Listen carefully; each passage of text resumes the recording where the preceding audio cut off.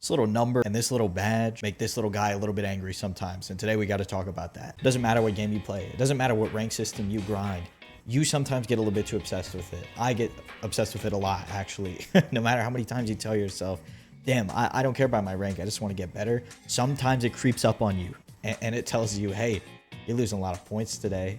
Hey, this seems like a lot of work going to waste. Let's win a few. And then you get tilted and you keep queuing up and you keep losing because you feel like you can play better. You get a gambler's fallacy and you say, well, I can't gain points if I don't queue up back up, right? Like if I don't play the game, if I don't pull the slot machine, I can't get my money back. And that's sort of where it all spirals out of control. Whoa, whoa, whoa. Everyone calm down. If you like this video or any of the ones you've seen on the channel, please consider subscribing. Thank you so much, and I hope you enjoy.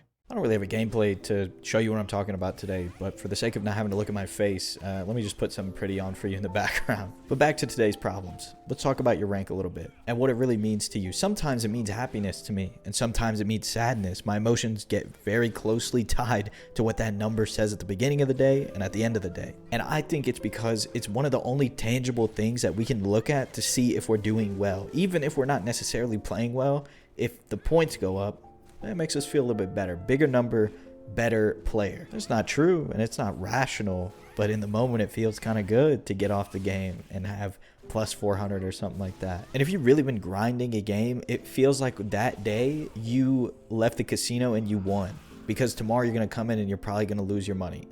But today you're up on the house. But as we all know, the house always wins. So you can't rely on it to make you feel good all the time. It's very much like a casino in the fact that there are things you can't control. You can't control who it matches you with. You can't control if it's going to be laggy or not, especially on Street Fighter 5. If you're watching this and you play League of Legends or something like that, it's probably not as big of a deal to you, but in fighting games, it's a big deal. And so hinging all of like, I don't know, your self-worth, your improvement, and everything like that on your rank, it is really scary. It's a really bad thing to do. And you probably don't need me to tell you that, but you need me to remind you of it because you clicked on this video, probably because you realized that you do care about your rank a little bit too much, and maybe you plateaued and you're looking for answers, and that's good. You're searching for answers. You're not just getting stuck and banging your fucking head against the wall until the blood runs, because there's people like that out there who can grind through it, right? But if you're like me and if you're watching this video, you probably are looking for answers. You're looking for a smarter way to get around your problems instead of just banging your head against the wall until something falls loose. But I've been going for like 2 minutes now and haven't even offered you a real solution to your problem.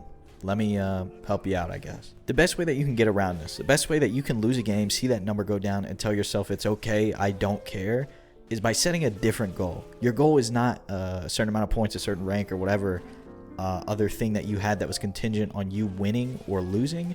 It's something else like, I don't know, I want to work on with punishing with crouch medium kick today. Or if you're playing League of Legends, I want to work on trading better. I want to work on getting more CS and winning my lane. Winning your lane is not the contingency there. It's killing minions so that you can win the lane. I should probably clear that up. But by doing this, you give yourself some tangibility that's not in the form of a number or a rank or a win or a loss. It's like I completed this little mission, this little goal that I set for myself, and I can go back in the replay and see that. I can see myself in real time complete a goal, and that feels good. That feels better than getting plus 35 points for beating some random guy on the internet. But the same thing goes if you win or you lose, but you didn't complete your goal. You didn't complete your mission. Then you can't really be happy about it because you didn't do this goal that you set for yourself. You didn't really improve at all.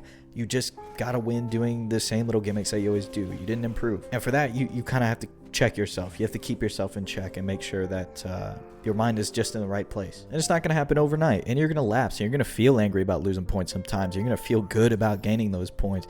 But you have to keep yourself in check. And you have to keep reminding yourself of the shit that you need to get done to actually get somewhere. If you don't have that resolve, you're not going to get anywhere. That's what I've realized lately. Because in the FGC and a lot of competitive communities, everybody says you are your own worst enemy and like you are the one holding yourself back. But rarely does anybody offer you a solution because they can't. You have to look inwards for that. And for me, the solution is holding myself a little bit more accountable, keeping myself in check mentally, and just calming it down. you know, and making sure my head's in the right place. The game has become a lot more mental than it has physical, and that's my solution to overcoming the enemy inside of me. For you, it might be something completely different. But having the self-awareness to find your problem and diagnose it, it is a critical skill. And here I'm just happy to be able to talk about it in case one of you does share this problem with me. With all that said, I hope this video found somebody who needed it. I hope you enjoyed, and if you did, please consider subscribing. I'll talk to you again very soon.